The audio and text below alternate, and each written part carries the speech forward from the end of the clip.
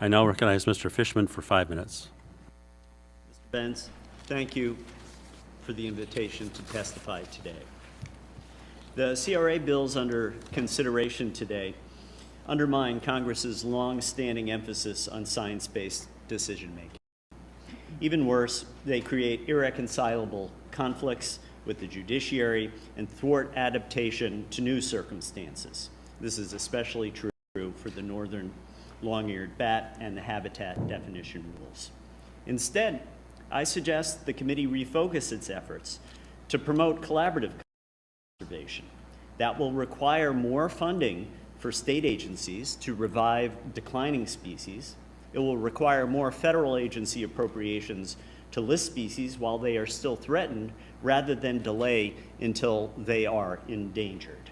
It will require better coordination with agricultural subsidies and other programs to offer more incentives for private land managers to conserve habitat.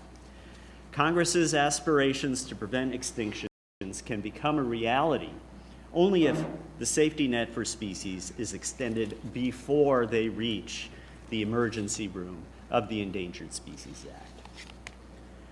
Often it seems that a partisan divide runs through federal wildlife law, but I think everyone in this room can agree with Molly Beatty's proposition: what a country chooses to save is what a country chooses to say about itself.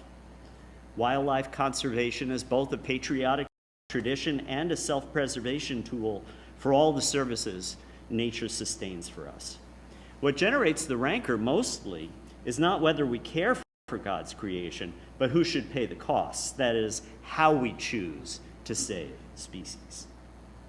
State wildlife management is the first line of defense, yet states sorely lack funds. If you read your state's wildlife action plan, and if you haven't, you really should, those plans list the species of greatest conservation need. Across all states, that list now tops 17,000 species. These are all species that are facing threats in their ability to thrive. They're the ones most likely to decline into endangerment. If states were better funded, they could stave off listings when economic trade-offs are the least consequential. Reviving and enacting last year's Recovering America's Wildlife Act bills can staunch the flow of new ESA listings. As you know, though, the federal services don't receive enough appropriations to keep up. By the time most species get to the front of the listing line, the populations are so low that it is much more expensive to achieve recovery. Yet we know that early collaboration enables more flexibility and distributes the costs of species protection more evenly.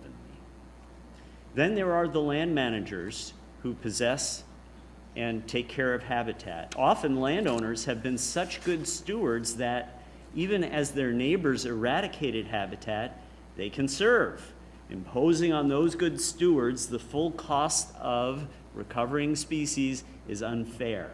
But without adequate public recovery spending, what's left? Coercive regulation. Nonetheless, even the strictest wildlife conservation law can be leveraged with collaborative programs. I recently studied one program, Section 4D, which allows the services to tailor otherwise strict prohibitions against take to a species' conservation needs.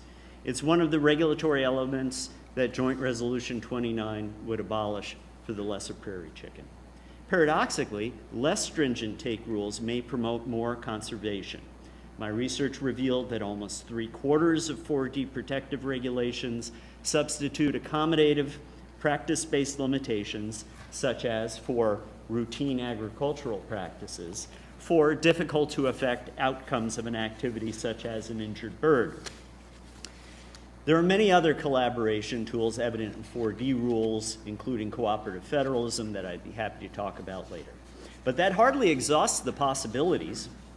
In a compendium of well-documented recommendations pulled together by Lowell Bayer and Jerry Organ in a book due out later this year, there are scores of tools and examples drawn from almost every ESA program.